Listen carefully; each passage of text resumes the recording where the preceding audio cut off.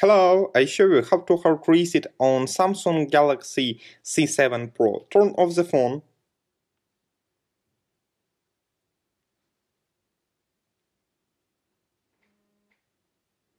Next, press and hold the power button, volume up key and home button for a few seconds.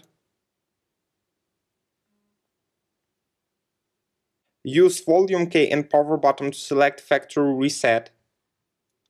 Then choose yes. Finally, click the power button. Successfully, the hard reset is completed now.